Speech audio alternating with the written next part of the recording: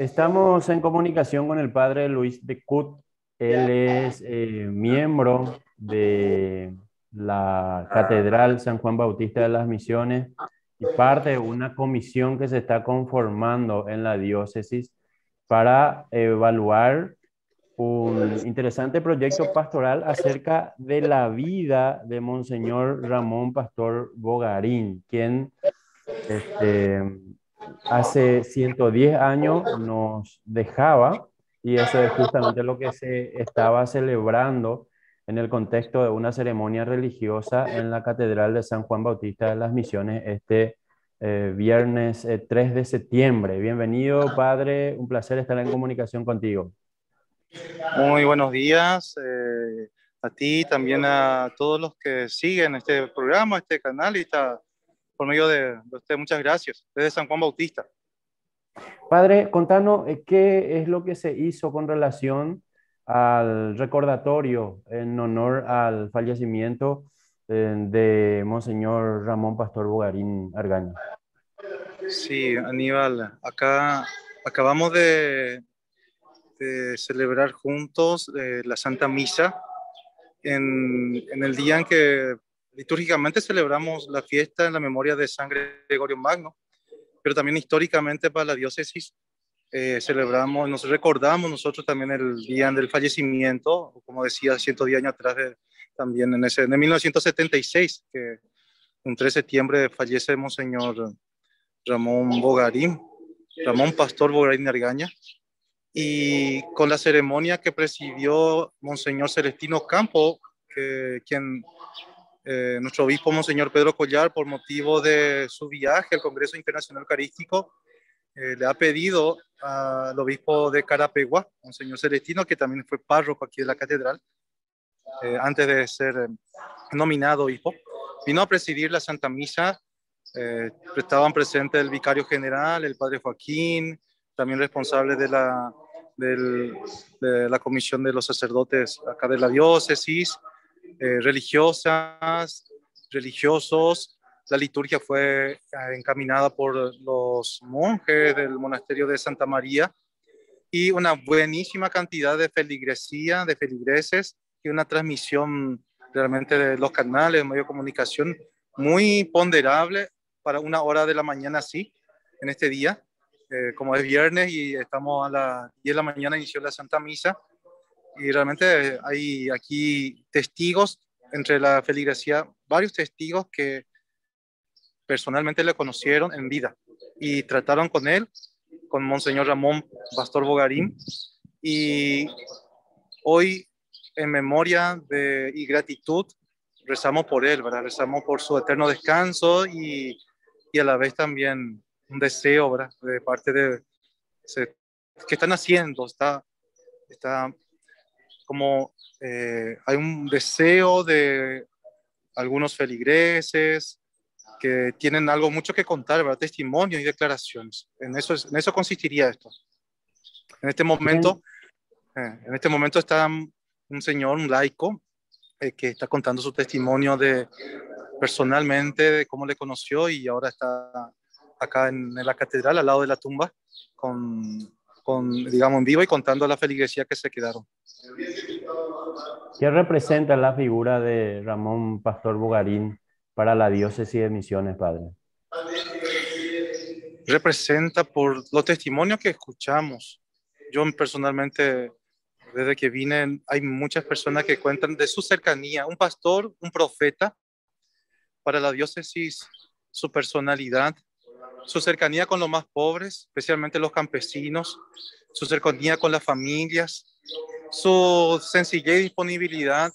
Hablaba, formaba en cualquier momento del día, como me cuentan y nos cuentan y contarán mucha gente, que su cercanía con los obreros, su cercanía con las familias y sobre todo con los más, eh, a veces en este sentido, los que eran más discriminados en su momento, en su época. Él era la voz de los que no tenían voz. En una época de dictadura, en una época difícil, donde aquí en Misiones se vivió, como conocemos, la Pascua Dolorosa, como en Santa Rosa, aquí mismo en San Juan Bautista, y Monseñor era el padre de los pobres. Era el padre, para nosotros, el padre, la figura de la voz de quien no tenía voz. Y eso es para nosotros Monseñor Bogarín y mucho más, eso es lo que puedo decir. Él tuvo un liderazgo muy importante para el departamento, no solamente para la ciudad de San Juan, sino para todo el departamento de Misiones y Ñembucú también. Entre sus actividades pastorales y sociales, ¿qué es lo que podemos decir, padre? Muy preocupado y ocupándose de, de que el obrero, de que la familia, de que los jóvenes se formaran, tuvieran una vida digna. Se preocupaba y se ocupaba de que nadie fuese pisoteado en sus derechos. Él marcaba mucho eso en el aspecto social. Le enseñaba cómo defender sus derechos, cómo trabajar, le enseñaba también a cómo convivir con la responsabilidad de su trabajo, cómo ganar el pan de cada día honestamente, sin que nadie fuese pisoteado o denigrado en en su dignidad. Recalcó mucho eso, la formación, tanto a los varones como a las mujeres, a las familias. Era un formador permanente, porque su púlpito no era solamente la catedral, sino que era por donde viajaba, por donde se encontraba. Acá hubieron mucha gente que empezaron a hacer comisiones, trabajos, proyectos, en ese momento, en esa época. Fue él acá para San Juan Bautista también es uno de los que promovió incluso la creación de plazas, la creación de las calles, ayudó mucho, tenía un arrastre, como decías vos, Aníbal, un arrastre y una influencia social. Admirablemente, las autoridades se recuerdan no solamente a nivel nacional, a nivel San Misiones, pero también creo que a nivel nacional, su digamos, era un promotor de justicia, un promotor de que se respetaran los derechos de una mujer, de un obrero, de un hombre, una familia. Ese era él, por donde iba. Por eso influía, su personalidad es muy influyente. ¿Cuál era su Ahora acabo. relación? ¿Cuál era su relación, Sí. padre, con las autoridades a nivel nacional y a nivel departamental también? Monseñor Bogarín, Ramón Pastor Bogarín, en su momento, él era un hombre muy abierto al diálogo. Era un hombre que se acercaba y quería siempre como entablar, eh, incluso impulsar lo que hacía próspera la comunidad. De parte de él, era alguien que se preocupaba mucho del bienestar también de la comunidad, especialmente los más pobres, los más indigentes, por un lado. Y con las autoridades muchas veces en su momento con quienes podían, pero también se sabe por la historia misma también que tuvo dificultades, tuvo persecuciones, llegó a ser también marcado por ese tildado prácticamente como un comunista, fue tildado por querer ayudar a la gente a dar catequesis o por formarle, fue entonces muchas veces difamado y las autoridades en ese entonces, cierto grupo de autoridades que se sentían incómodos, con quien no podía más bien que entablarse muchas veces en ese momento, pero sí queriendo prácticamente a veces obstaculizar y eso hizo un poco que fuese difícil en cierto momento la relación a veces con las autoridades, sobre todo en esos momentos de dictadura cuando él veía que muchos laicos, muchas personas cristianas eran llevadas sin motivo, sin ninguna justificación por los presos, maltratados, desaparecían. Entonces él iba y reclamaba eso. Él, con su investidura, con la hora que sea, iba a la comisaría, iba a la autoridad y golpeaba a quien sea con las palabras, iba a preguntar. Así que siempre él era prácticamente el interlocutor que por medio de él hacía posible que la comunidad supiese algo, pero por otro lado incomodaba un poco en ese momento a la dictadura, a la clase de tipo dictatorial que que más bien amedrentaba aquí o encarcelaba sin más. Y entonces en ese sentido tuvo mucho roce y desprestigiado por la autoridad en ese entonces. ¿Cómo se dio ese momento de su fallecimiento? ¿Como consecuencia de qué fallece él? ¿Cuál es el contexto que podemos recordar, padre? Por lo que escucho eh, de los testimonios, como te decía, un sacerdote que se llama Padre Pastor Gaona, que le conoció, vivió y fue uno de esos sacerdotes primeros, ¿verdad? Y cuando eso estaban tres sacerdotes, era un momento cuando estaba en la casa, vuelve él de la actividad de tardecita y algo viene preocupado. Unos días antes, él celebra la misa en la capilla y también en esa capilla, creo que a San Roque, tenía también el corazón de Roque, se encomendaba mucho, estaba muy preocupado porque crecían las olas de violencia, de persecuciones. Él celebró la misa como que calladamente un día antes. En el día en que fue su fallecimiento, dicen los testimonios que él recibió alguna noticia de que hubo algún atropello a algún conocido suyo, que le llevaron a la cárcel. Eso le preocupó muchísimo más todavía. Fue a cenar con dos, tres sacerdotes que estaban presentes. Y en la cena, mientras estaba en la casa, donde era una casa, no hoy lo que es la casa parroquial o la residencia, con los sacerdotes en la mesa, mientras hablaban, siente en su corazón, pone la mano en su pecho y dice a la pinta, esto es grave, y fue ahí que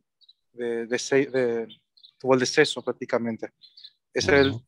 digamos, el ambiente, la circunstancia en que vino eso era de un clima llevaba mucho en la oración y en la misa lo que le estaba pasando. Las persecuciones le preocupaba muchísimo, como que su corazón no. Ese día recibe la noticia de que un conocido es nuevamente llevado, atropellado o a la cárcel. Él lo siente mucho eso y mientras cena con su sacerdote, comentando un poco, ahí fallece. Y le llaman a los médicos y todo, pero ya no, prácticamente le dicen el infarto. Fue un infarto el que lo llevó pronto, muy joven. Entonces, menos de 70 años tenía cuando eso. Padre, hoy en día se conformó una comisión. ¿Cuál es la tarea de esta comisión y qué proyecto tiene a corto y a mediano o largo plazo? Aníbal, eh, como llevo aquí hace unos años de sacerdocio, 12, desde que así más frecuentemente así estaba por San Juan Bautista, lo que siempre me resulta así y evidente es y testimonial de la feligresía, es la memoria viva que tienen de él. Y desde entonces veo, hay un equipo, hay un grupo que también hace unción con conocidos y aquí de San Juan Bautista con las personas que le conocieron en vida a Monseñor Bogarín. Cada año en su fecha como hoy lanzan un folleto sobre la vida de Monseñor Bogarín, donde promueven, yo creo que más la memoria de él, sus datos, sus biografías, rasgos, porque testimonio hay un montón, ¿verdad? Digamos, de hechos, de anécdotas, y tanto así, ¿verdad? Se va recopilando.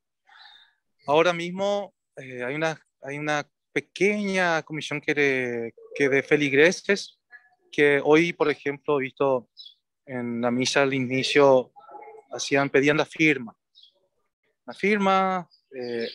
porque para que se empiece un proceso o para que se lleve adelante, se necesita primeramente, eso desde la congregación de la causa de los santos, ¿no? Tiene un proceso diocesano, también un proceso romano, desde las dos fases, para encaminar eso. Pero por hoy, lo que más se resalta en esta comisión, que le lanzan anualmente un libro sobre su vida, que hay una memoria gratificante, hay una memoria viva de él, hay testimonios, eso. Yo creo que el trabajo que tenemos por delante es nosotros desde la curia recibir estos testimonios, por de pronto recibir sus testimonios, documentos, datos, eso y testigos con sus declaraciones. Yo creo que eso es lo que sería el trabajo que por de pronto es lo más eh, que factible sería escribir la historia, escribir,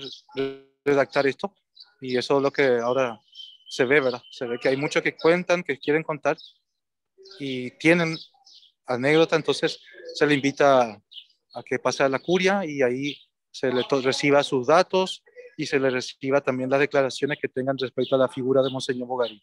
Eso es. Eso significa, padre, que eventualmente Monseñor en algún momento podría ser evaluado su caso en la Congregación para la Causa de los Santos. Eso significa, como se dice, para llevar en la causa de los santos, primeramente, antes de todo, tiene una instrucción, o sea, es una instrucción. Tiene que haber un grupo que se llama el actor. ¿Quién quiere promover un postulador?